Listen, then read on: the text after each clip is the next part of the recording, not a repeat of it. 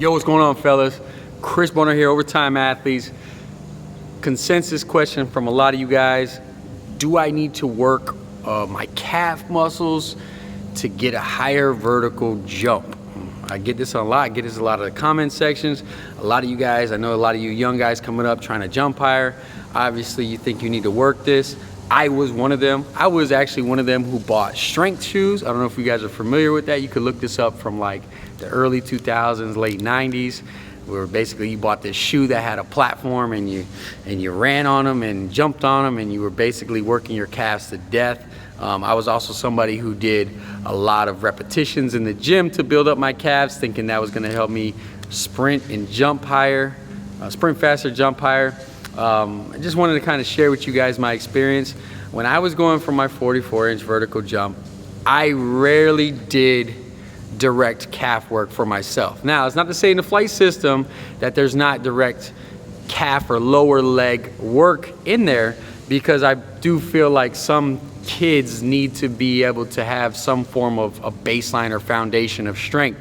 However, I will say that I don't see a huge emphasis in myself or any athletes I work with in direct calf work. However, what I do is I think it's more about the tendons and ligaments. I mean, think about this. When you look at some of the best basketball players or best sprinters in the world, I mean, usually when you see their lower limb, and this is not to say all of them, but I would say a majority of them, it almost looks like they have a ball right underneath, a little tiny ball calf underneath their as a calf underneath their hamstring, right underneath their knee, and a long Achilles tendon. And you know, basically, you know, that goes to show you they're not looking for these big bulky calves to be able to run. You know, these bodybuilders who have huge ginormous calves doesn't mean that they run faster or jump higher. There's not really a direct correlation when it comes to that.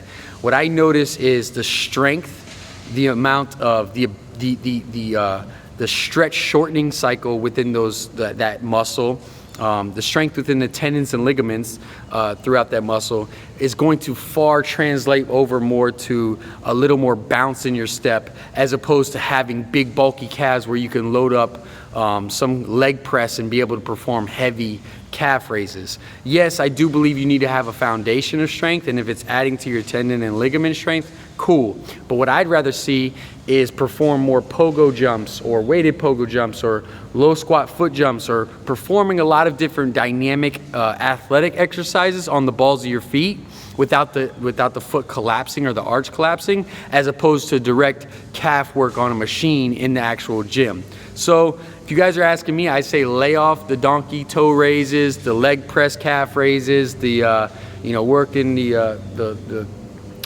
soleus. Stay off that kind of form and work more on working on the balls of the feet through dynamic athletic movement, building up that arch and building up those tendons and ligaments throughout the lower limb of the leg to jump higher and to get more spring off your step, or off of a bounce, if you will.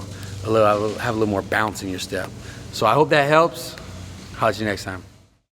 Yo, what's going on? Thank you so much for watching this video. If you're interested in increasing your vertical jump or becoming an overall more explosive athlete, go ahead and sign up for my advanced vertical series. It's actually free, where I send you lessons each day for the next 5 to 10 days, basically covering everything that you need to be able to get a higher vertical jump. I'll see you inside.